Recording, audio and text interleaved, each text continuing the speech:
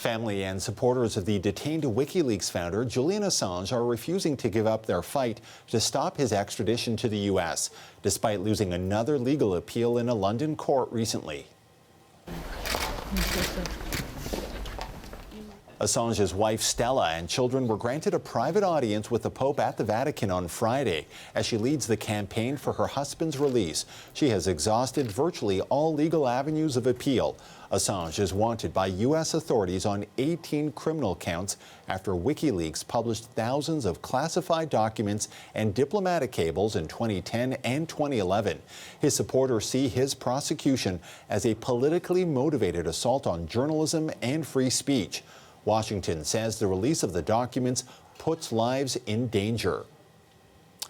So why hasn't the U.S. dropped the charges, and what will this mean for other journalists? To answer these questions, we've reached Glenn Greenwald. He's an independent journalist and the host of System Update on Rumble. We've reached him in Rio. Thank you for joining us today. Thank you for having me.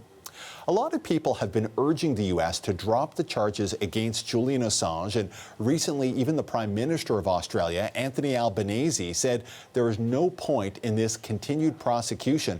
So why hasn't the U.S. dropped these charges?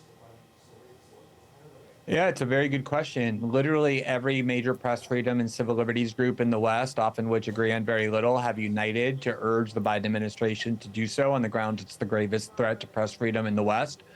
The history of the U.S. security state, the CIA and the NSA and Homeland Security is very much that if somebody exposes their secrets, even when those secrets are evidence of crimes or other deceit and corruption, as was the case here, they want to punish the person to the fullest extent, to really destroy them, mostly as an example to warn others that if they discover evidence of criminality and are thinking about doing the same thing, their lives will also be destroyed. So I think letting Julian be free, even though he spent almost a decade in captivity of various forms, would be just simply too much for them from that perspective.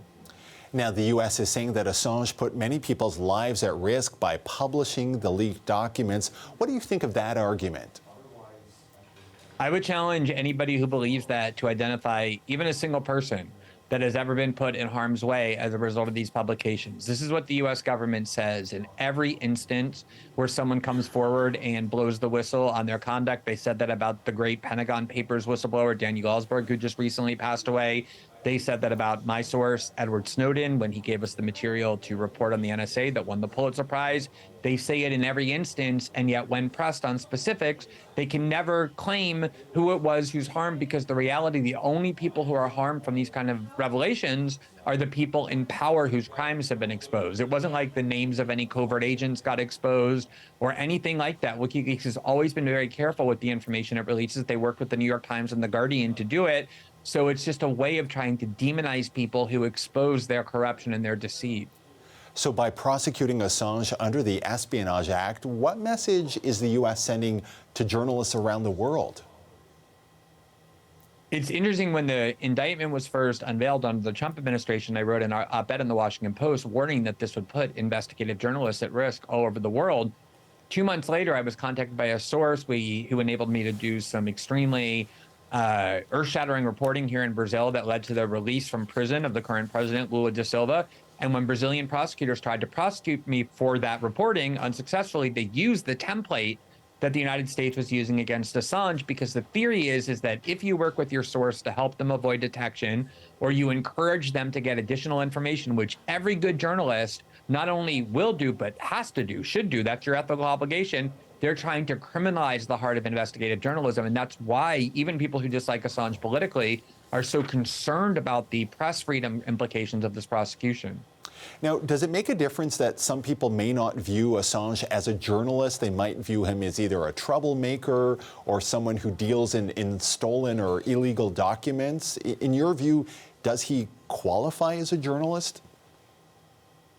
Well, I would hope that all journalists on some level are troublemakers. That's kind of our job, is to create problems for people in power by telling the public things they want to hide. And some of the best reporting, in fact, if you pick up the New York Times, the Washington Post, if you listen to the CBC, if you read the Guardian or the BBC, Every day there's information that is in some way stolen. Sources come forward and give us classified information that the government says that's the stuff of investigative reporting.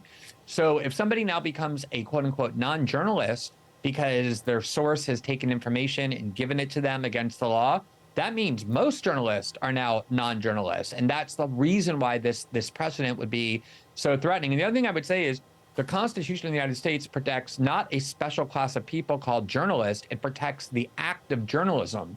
You know, back when the Constitution was enacted, ordinary citizens like Benjamin Franklin and Thomas Paine, they weren't professional journalists. They were using the printing press to warn against the abuses of the British Crown. It's the activity of journalism that is protected, not a special privileged group of people called journalists.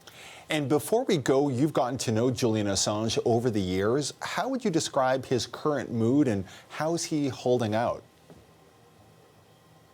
You know, his own doctors have said that he is on the verge of both physical and mental collapse after all this time. Remember, before he even went to prison, he spent 8 years inside the Ecuadorian embassy where he had asylum because the Ecuadorians feared the U.S. would try to do this. He hadn't seen sunlight. He hadn't gone outside. And the prison he's in is no joke. It's called the British Guantanamo. It's where they put terrorism convicts and the like. And so, of course, after all this time, it's taken a remarkable toll on both his physical and mental health. They're very worried that if he is transferred to the United States, he won't even survive.